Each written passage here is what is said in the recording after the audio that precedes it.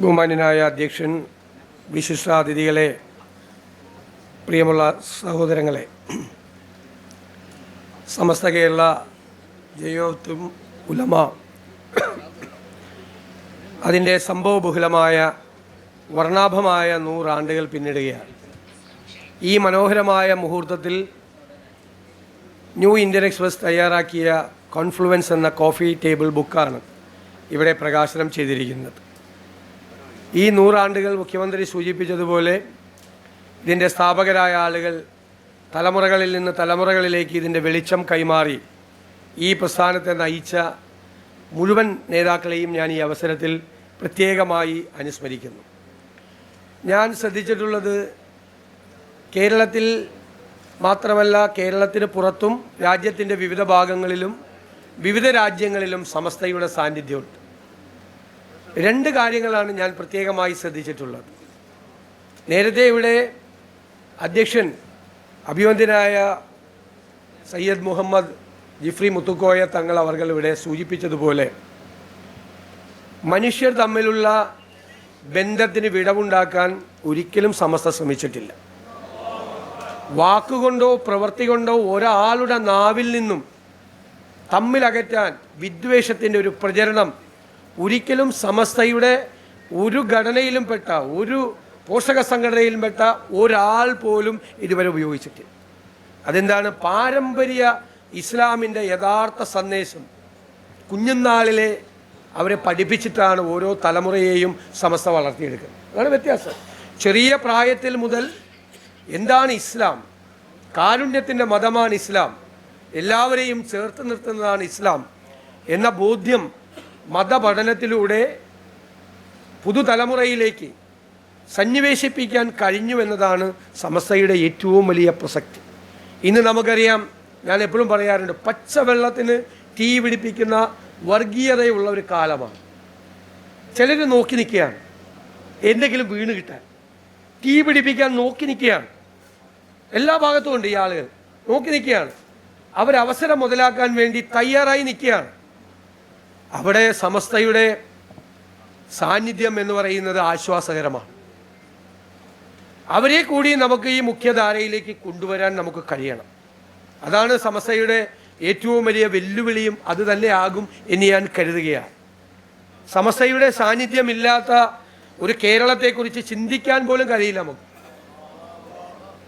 കാരണം ആ സാന്നിധ്യമാണ് ഒരുപാട് തിന്മകളെ, തെറ്റായ പ്രവണതകളെ, മനുഷ്യൻ്റെ മസ്തിഷ്കത്തെ വല്ലാതെ സ്വാധീനിക്കാൻ കഴിയുന്ന ചില ആശയങ്ങളെ എല്ലാം തടുത്തു നിർത്തുന്നത് സമസ്തയാണ്. അതിനിപ്പുറത്തേക്ക് അതിന് പ്രസക്തിയില്ല എന്ന ആ പ്രവാചകൻ്റെ മതമാണ് സമസ്ത ഉയർത്തിപ്പിടിക്കുന്നത്.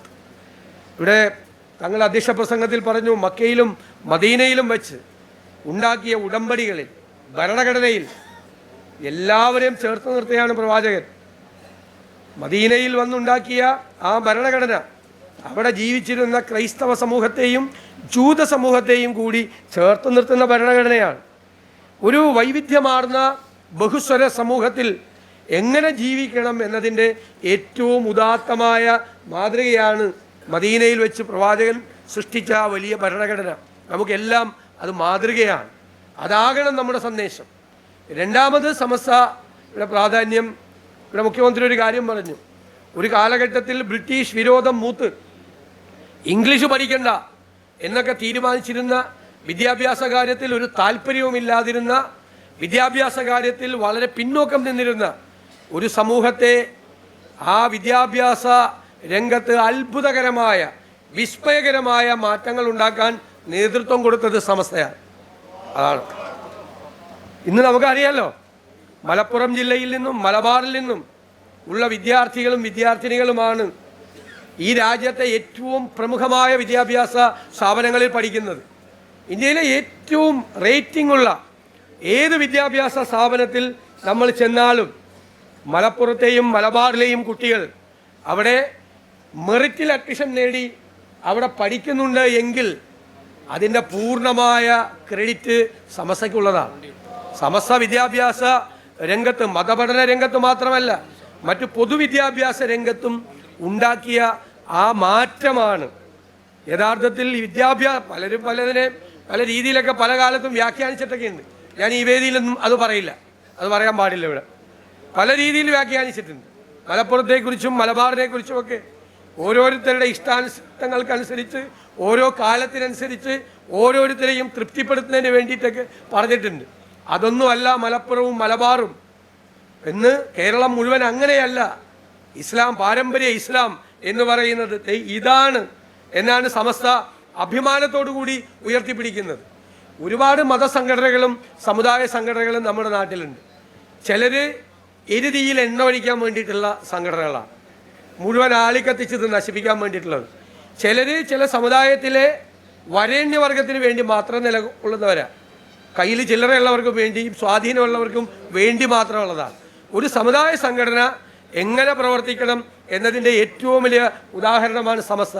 അതിലെ മുഴുവൻ പാവപ്പെട്ടവൻ്റെയും സാധാരണക്കാരൻ്റെയും കൂടി പ്രസ്ഥാനമാണ് എന്നുള്ള ബോധ്യം അവരിൽ നിലനിർത്താൻ കഴിഞ്ഞതുകൊണ്ടാണ് സമസ്തയുടെ പ്രസക്തി. ഞാൻ ദീർഘിപ്പിക്കുന്നില്ല. ഇവിടെ അഭിവന്ദ്യനായ മുഹമ്മദ് ജിഫ്രി മുത്തുക്കോയ തങ്ങൾ ഇവിടെയുണ്ട്. ഈ പ്രസ്ഥാനത്തിന് നേതൃത്വം കൊടുക്കുന്ന ഒരാളാണ്. ഏത് കാര്യവും സരസമായിട്ട് അങ്ങോട്ട് അവതരിപ്പിക്കും. ഇപ്പം പറഞ്ഞ കേട്ടില്ലേ, സാധാരണ ഞാൻ മുഖ്യമന്ത്രിയുടെ മുഖത്തേക്ക് നോക്കിയത്, സാധാരണ മുഖ്യമന്ത്രിയുടെ മുഖം മാറും. പക്ഷേ ഇദ്ദേഹത്തിൻ്റെ അവതരണ രീതി, ആ അവതരണ രീതിയിൽ മുഖ്യമന്ത്രി പോലും ചിരിച്ചു വരും. അത് മുഖ്യമന്ത്രിയെ കൊണ്ട് പോലും ചിരിപ്പിക്കാൻ പറ്റുന്ന ഒരാളാണ്. താങ്കൾ ഞങ്ങളൊക്കെ ഏത് പ്രതിസന്ധിയിലായാലും ഏത് പ്രശ്നത്തിൽ ഇടപെട്ടായാലും അടുത്ത് ചെന്നിരുന്നാൽ മതി, 5 മിനിറ്റ് മതി. നമ്മൾ തിരിച്ചു വരുന്നത് മുഴുവൻ ശക്തിയോടും കൂടിയാണ് വരുന്നത്. പറയുന്ന വാക്കുകൾ, കോരിച്ചൊരിയുന്ന വാത്സല്യം, സ്നേഹം, ഞങ്ങളെ അത് മറക്കാൻ പറ്റില്ല. ഞങ്ങളുടെ എല്ലാവരുടെയും ഹൃദയത്തിലുണ്ട്. അങ്ങയുടെ അടുത്ത് ആര് വന്നാലും ഇത് തന്നെയാണ് അനുഭവമെന്ന് ഞങ്ങൾ പരസ്പരം പങ്കുവയ്ക്കാറുണ്ട്. അങ്ങ് കാണിക്കുന്ന ഈ സ്നേഹവും വാത്സല്യവും തീർച്ചയായും അത് സമസ്തയുടെ പ്രഭാവം കൂടുതൽ വർദ്ധിപ്പിക്കാൻ ഇടവരുത്തും എന്ന കാര്യത്തിൽ സംശയമില്ല. ഈ ശതാബ്ദി ആഘോഷങ്ങളിലേക്ക് കടക്കുകയാണ്. ഫെബ്രുവരിയിലല്ലേ? കടക്കുകയാണ്. ഞാൻ മുൻകൂട്ടി പ്രത്യേകമായ ആശംസകൾ നേരുകയാണ്. തീർച്ചയായും ഞങ്ങൾക്കെല്ലാം അഭിമാനത്തോടു കൂടി പറയാൻ കഴിയുന്ന പ്രസ്ഥാനമാണ് സമസ്ത എന്ന് പ്രത്യേകം പറഞ്ഞുകൊണ്ട് ഈ കോഫി ടേബിൾ ബുക്ക് തയ്യാറാക്കാൻ മുൻകൈയെടുത്ത ന്യൂ ഇന്ത്യൻ എക്സ്പ്രസിനെ കൂടി പ്രത്യേകമായി അഭിനന്ദിച്ചുകൊണ്ട് ഞാൻ എൻ്റെ വാക്കുകൾ ചുരുക്കുന്നു. നന്ദി. Thank you sir. Thank you so much.